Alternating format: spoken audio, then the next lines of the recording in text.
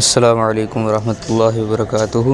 جیسا کہ تمام احباب کو پتہ ہے کہ ہم منصوبات پڑھ رہے تھے، تو ان میں سے ہم نے آج پڑھنے ہیں حال اور تمیز، کہ کوئی بھی اسم اگر منصوب ہے اس کی نسبی حالت ہے، اس پر نسب کی علامتیں ہیں اور حالت اس کی نسبی ہے، تو ان پر کون کون سی چیزوں کی وجہ سے نسبی حالت آتی ہے۔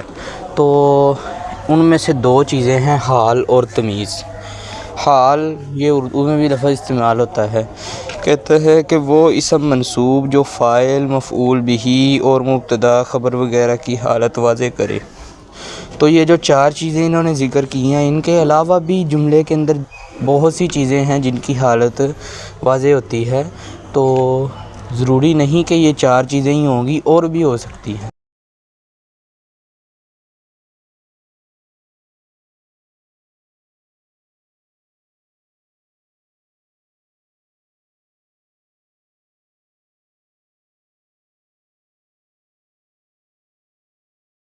باقیوں کی عموماً نہیں ہوتی، مگر اور بھی چیزوں کی حالت واضح ہوتی ہے، وہ انہوں نے عموماً کے زمرے میں نہیں آتا، اس لیے انہوں نے ابھی ذکر نہیں کیا، وہ اگلی میں ذکر کریں گے۔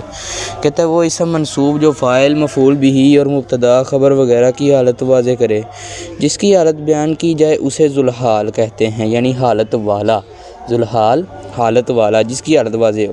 کہتا ہے مثال شرب حامد الماء۔ اب یہ جو حال ہوتا ہے نا، حال اگر یہ تو واحد ہو نا، واحد مفرد ہو، تو پھر جو ہے یہ منصوب ہوتا ہے، جیسے جالسن، اس طرح راکبن آیا سوار ہو کر، بیٹھ کر، کھڑے ہونے کی حالت میں، جو بھی حالت بیان ہو کہ اس نے پانی پیا، بیٹھ کر، کھڑے ہو کر، لیٹ کر، تو جو بھی اس نے حالت تھی نا اس کی اس وقت، وہ بیان کی جاتی ہے۔ تو جب حال یہ مفرد ہو، واحد جالسن واحد کا صیغہ ہے، تو جب یہ واحد ہو تب یہ منصوب ہوتا ہے۔ جب یہ واحد نہیں ہوگا، یعنی واو حالیہ کے بعد آئے گا، واو حالیہ ہوتا ہے جملے کے اندر، جاء زید وہو راکب، ٹھیک ہے، آیا زید اور اس حال میں کہ وہ سوار تھا، تو یہ جو درمیان میں واو آیا نا، یہ حالیہ ہوتا ہے، اس کو کہتے ہیں واو حالیہ، یعنی حالت بتانے والا۔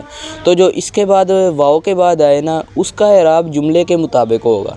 اب جاء زید اور وہو راکب ہونا چاہیے تھا وہو راکبن، کیونکہ راکبن حال ہے، مگر نہیں، اس کا عامل کے مطابق اعراب ہوگا، اور ہم پڑھیں گے وہو ہوا مبتدا، راکبن اس کی خبر ہے اور خبر مرفوع ہوتی ہے، ٹھیک ہے۔ اس کا اعراب جملے کے مطابق ہوگا، اس کو حال ہونے کی وجہ سے نصب نہیں پڑھیں گے، اس کا جو نسبی اعراب ہوگا وہ محلی ہوگا، وہ لفظوں پر واضح نہیں، تو اس طرح آپ اس کو پڑھیں گے۔ اگر مفرد ہوگا تو پھر وہ منصوب ہوگا۔ کہتا ہے مذکورہ مثال میں جالسن حال ہے، اس لیے اس سے معلوم ہوا کہ پانی پیتے وقت حامد بیٹھا ہوا تھا۔ اگر جالسن نہ ہوتا تو حالت مبہم رہتی کہ پانی پینے کے وقت حامد کس حال میں تھا، کھڑا تھا یا بیٹھا تھا۔ تو حال کا ایک فائدہ یہ ہے کہ یہ مبہم، ابہام جو ہوتا ہے اس کو دور کرنے کے لیے آتا ہے، کہ کسی چیز کے اندر ابہام ہے کہ بندے کو سمجھ نہیں لگی کہ اس کی حالت کیا تھی۔ اب اللہ کے رسول صلی اللہ علیہ وسلم نے پانی پیا ہے، تو اللہ کے رسول صلی اللہ علیہ وسلم نے پانی کھڑے ہو کر پیا ہے، بیٹھ کر پیا ہے، پھر ہمیں کیسے پتہ چلتا کہ ہم نے پانی کھڑے ہو کر پینا ہے یا بیٹھ کر پینا ہے؟ تو اس طرح حال بیان کیا جاتا ہے کہ اس کی یہ حالت تھی، تاکہ ہمیں حالت کا اندازہ ہو جائے اور کلام کے اندر ابہام دور ہو سکے۔ تو یہ حال کا فائدہ ہوتا ہے۔ کہتا ہے تمیز وہ اسم نکرہ جو کسی مبہم چیز، مفرد اسم یا جملہ کے بعد اس کی یہ ذکر ہو کہ اس میں موجودہ ابہام کو دور کرے۔ تو یہ جو تمیز ہے نا، تمیز یہ ابہام کو دور کرنے کا ہی فائدہ دیتی ہے، وہ تو حالت بھی بیان کرتا ہے نا، یہ صرف ابہام کو دور کرتا ہے، کرنے کے لیے تمیز آتی ہے۔ تو اس کو ممیز بھی کہتے ہیں، تمیز کو ممیز بھی کہتے ہیں، اسم فاعل کا صیغہ یہ جس کے ساتھ ملتی ہے اس کو ممیز کہتے ہیں، ٹھیک ہے، اس کو کیا کہتے ہیں؟ ممیز۔ تو آپ ممیز اور تمیز بھی کہہ سکتے ہیں، اور ممیز اور ممیز بھی کہہ سکتے ہیں، تو تمیز کے دو نام ہیں۔ کہتا ہے وہ اسم نکرہ، تو تمیز عموماً نکرہ ہوتی ہے، اس وجہ سے اس نے کہا کہ وہ اسم، اور جو ممیز ہوتا ہے وہ عموماً جملہ ہوتا ہے، تو اس لیے اس نے یہ بات کہی۔ تو کہتا ہے وہ اسم نکرہ جو کسی مبہم چیز، مفرد اسم یا جملہ کے بعد اس لیے ذکر ہو کہ اس میں موجودہ ابہام کو دور کرے۔ تو کبھی تو تمیز جو ہے یہ جملہ کے ابہام کو دور کرتی ہے، کبھی تمیز جو ہے وہ ایک لفظ کے ابہام کو دور کرتی ہے، جس کا ابہام دور کیا جائے۔ تو یہاں پر مفرد سے مراد ایک لفظ نہیں ہے، مفرد سے مراد یہ ہے کہ جملہ نہ ہو، مفرد سے مراد کیا ہے کہ جملہ نہ ہو، مرکب مفید نہ ہو، مرکب غیر مفید ہو سکتا ہے، تو اس طرح آپ سمجھ سکتے ہیں۔ تو کہتا ہے کہ جس کا ابہام دور کیا جائے اسے ممیز کہتے ہیں۔ مثال اثنا عشرہ، اب اثنا عشرہ یہ واحد لفظ تو نہیں ہے، تو اس نے مثال کس کی دی؟ مفرد کی مثال دی ہے، مگر یہ واحد لفظ تو نہیں ہے۔ اثنا عشرہ یہ دو لفظ، تو اس سے پتہ چلا کہ یہ جو مفرد ہے یہ واحد تثنیہ جمع کے مقابلے والا مفرد نہیں ہے، تو یہاں پر اس کا متضاد جو ہے وہ جملہ ہے۔ تو مفرد کبھی جملہ اور شبہ جملہ کے مقابلے میں بھی بولا جاتا ہے، تو یہاں پر مفرد سے مراد ہے کہ جملہ نہ۔ کہتا ہے اثنا عشرہ شہرن، 12 مہینے۔ وضاحت، مذکورہ مثال میں اثنا عشرہ ممیز اور شہرن تمیز ہے۔ کلام ذکر کیا گیا، اس میں ابہام تھا، ہمیں سمجھ نہیں آ رہی تھی، لیکن جب تمیز ذکر کی ہمیں سمجھ آ گئی کہ بھئی یہ بات ہو رہی ہے یہاں پر، تو وہ ابہام کو دور کر دی ہے تمیز۔ کہتا ہے اثنا عشرہ میں ابہام تھا کہ اس سے کیا مراد ہے۔ اب آپ کو کوئی کہے 12، اب آپ کو کیا سمجھ لگے گی؟ آپ کو کوئی کہے 13، ٹھیک ہے، بات اس نے کی، اب کہتا بھی بات سنو 13، اب آپ کو کیا سمجھ لے گی؟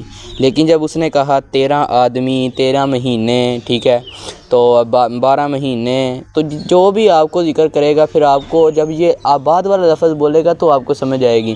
اگر وہ اثنا عشرہ خالی بول دے 12 تو آپ کو کوئی سمجھ نہیں لگی، لیکن جب اس نے کہا اثنا عشرہ شہرن 12 مہینے، تو یہ شہرن جو ہے یہ تمیز ہے اور اثنا عشرہ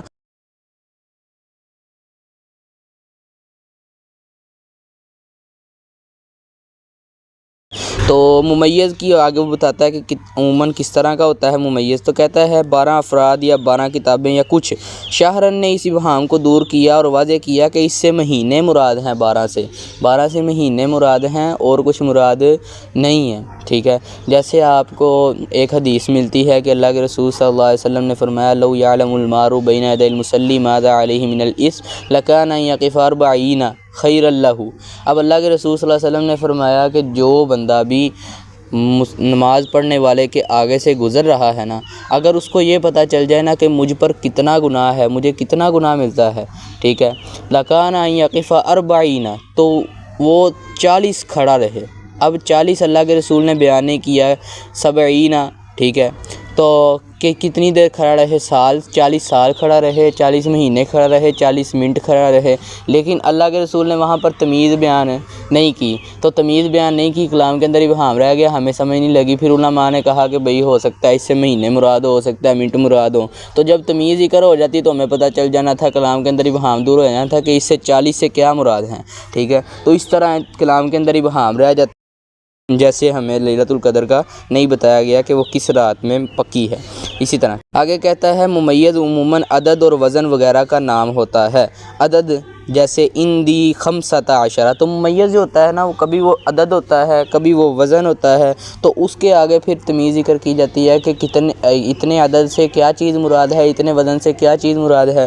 تو کہتا ہے اندی 15، اگر وہ کہے نا میرے پاس 15 ہیں، تو اب کیا سمجھ لگی، کیا 15 ہیں اس کے پاس، لیکن جب اس نے کہا کتابن، میرے پاس 15 کتابیں ہیں، تو ہمیں سمجھ لگ گئی۔ تو یہ کتابن یہاں پر تمیز ہے اور 15 یہ کیا ہے، ممیز ہے۔ تو ممیز عموماً عدد ہوتا ہے۔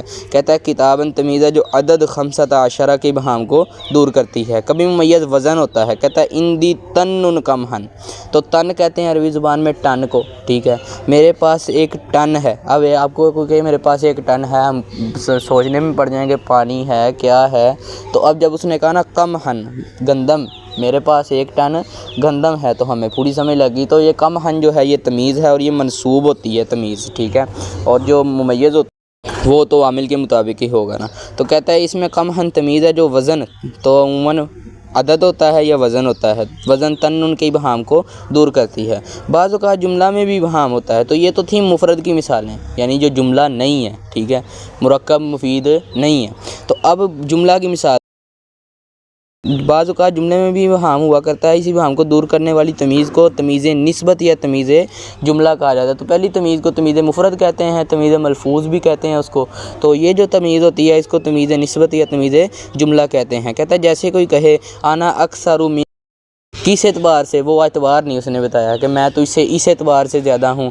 हो सकता है वो तुमसे इल्म में ज़्यादा हो सकता है वो तुमसे क्या उसे कहते हैं पैसों में ज़्यादा हो सकता है वो तुमसे बैंक बैलेंस में, तो जो भी चीज़ें हो। तो अब आपको समझ नहीं लगी होगा, आपको कहे अना अक्सर मिनका, वो बात सुनो भाई, अना अक्सर मिनका, मैं आपसे ज़्यादा हूँ। अब क्या समझ लगी, किस एतबार से भाई ज़्यादा हो, आपके पास कौन सी चीज़ मुझसे ज़्यादा है, तो नहीं समझ लगी। लेकिन जब उसने कहा अना अक्सर मिनका मालन व इल्मन, ठीक है, तो कहता है इससे मालूम नहीं होता कि किस हैसियत से किस लिहाज से ज़्यादा है।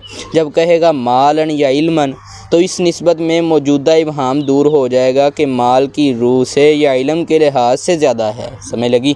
लिहाजा मालन तमीज़ निस्बत या तमीज़ जुमला होगी जो जुमला के इबहाम को दूर कर रही है। तो आना अक्सर मिन का ये जुमला है पूरा, ठीक है। आना मुब्तदा है, अक्सर मिन का ये उसकी ख़बर है। तो अब ये मुब्तदा ख़बर मुरक्कब मुफीद है, ठीक है। तो ये पूरा जुमला है। तो जुमले के बाद जो चीज़ आ रही है ना, तो वो उसको कहेंगे हम तमीज़ जुमला या तमीज़ निस्बत जो जुमला के इबहाम